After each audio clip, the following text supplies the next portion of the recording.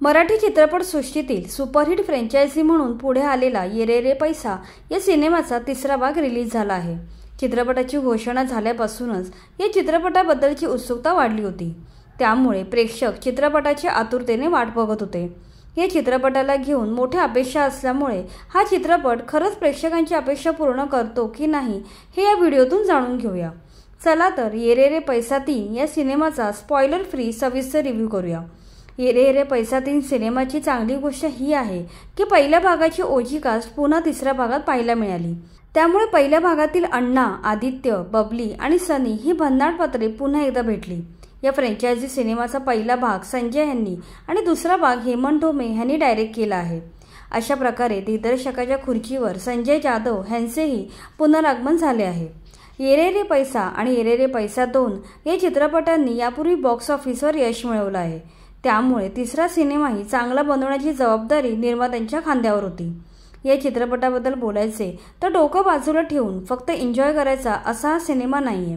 त्यामुळे कथा समजण्यासाठी लक्ष देऊन चित्रपट पाहावा लागतो, कारण एखादा सीन नजरेतून सुटला तर पाहायला मजा येणार नाही।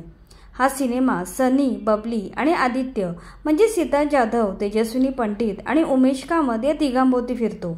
या तिघांच्या उरावर बसणारे अण्णा म्हणजे संजय नार्वेकर सुद्धा आपल्या स्टाईलमध्ये पाहायला मिळतात। सिनेमाच्या कथेबद्दल बोलायचे तर विजय आनंद या डॉनची 5 कोटी रुपये किमतीची सोन्याची बिस्किटं गायब होतात। ही सोन्याची बिस्किटे सर्वांना हुलकावणी देत खूप मोठा प्रवास करतात। ही बिस्किटं सुरुवातीला मोना, जग्गू, तेण्या, बबली, सनी, आदित्य या सर्व महत्त्वाच्या पात्रांकडून सोन्याचे बिस्किटांचे नकळत हस्तांतरण होत राहते।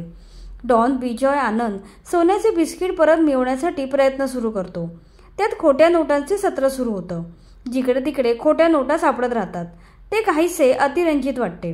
डॉनचा पिच्छा सोडवण्यासाठी सनी, बबली आणि आदित्य यांनी घातलेला धुडगूस म्हणजे ये रे रे पैसा 3 हा चित्रपट आहे। कथेत फक्त कॉमेडी नसून सस्पेन्सचा तडका दिलाय। दिग्दर्शक संजय जाधव यांनी सिनेमा एकदम वेगळ्या पद्धतीने प्रेझेंट केलाय। एकात एक प्रसंग सुंदर रीतीने गुंफले आहेत। हे प्रसंग पाहताना अनुराग बसू यांच्या लुडो सिनेमाची आठवण येते। पात्रांची प्रसंगाची गुंतागुंत उत्तरोत्तर वाढत जाते। तरीही या कथेला आणि सिनेमाला परफेक्ट म्हणता येणार नाही। सिनेमा मध्ये मध्ये लाऊड आणि ओव्हर ड्रामॅटिक वाटतो, त्यामुळे मध्ये मध्ये पात्रांशी रिलेट करणं कठीण जातं। मात्र चित्रपटाची सर्वात जमेची बाजू म्हणजे वेगवान कथानक। चित्रपट कुठेच रेंगाळत नाही, सुरुवातीपासून शेवटपर्यंत धावत राहतो। तसेच सिनेमा सुंदर रीतीने एडिट केला आहे, त्यामुळे कुठेच कंटाळा येत नाही।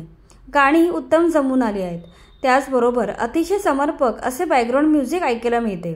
सिनेमाची निर्मिती एकदम फ्रेश आहे। संजय जाधव स्वतः सिनेमॅटोग्राफर असल्यामुळे आणि धर्मा प्रोडक्शन सारखी तगडी निर्मिती संस्थेचे पाठबळ असल्यामुळे प्रत्येक फ्रेमवर केलेला खर्च दिसून येतो। सिनेमातल्या सगळ्याच कलाकारांनी दर्जेदार काम केलंय। संजय नार्वेकर यांचा अण्णा तर नेहमी कमालीचा असतोच। सिद्धार्थ जाधव, तेजस्विनी पंडित आणि उमेश कामत यांनीही आपापल्या भूमिकेला उत्तम न्याय दिलाय।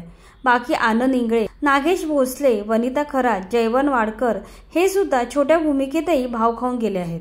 सिनेमाची निर्मिती अमेय खोपकर यांच्यासह हिंदी सिनेसृष्टीतील लोकप्रिय निर्मिती संस्था असलेल्या धर्मा प्रोडक्शननं केली आहे। त्यामुळे एकूणच चित्रपटाचे निर्मिती मूल्य जबरदस्त आहे। पात्रांची धावपळ, सिनेमाचे वेगवान कथानक, युनिक ट्रीटमेंट यामुळे ये रे रे पैसा 3 एक संपूर्ण पैसा वसूल चित्रपट आहे। जुन्या जमान्यातील मराठी कॉमेडी चित्रपटांची उंची हा चित्रपट गाठू शकला नाही आहे। मात्र एक चांगला कॉमेडी चित्रपट बनवण्याचा प्रामाणिक प्रयत्न निर्मात्यांनी केलाय।